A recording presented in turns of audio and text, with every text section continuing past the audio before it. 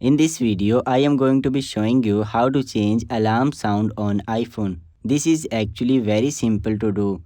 Just find the clock app on your iPhone and click on it. Now here go to the alarm section. These are the alarms that you set it before. Now the problem is when you reset these alarms again, the default sound rings. If you want to change the alarm sound, just click on alarm. Now here you can see that the sound option.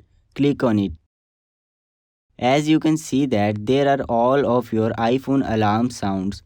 You can simply tap anyone which you want to set as your alarm sound.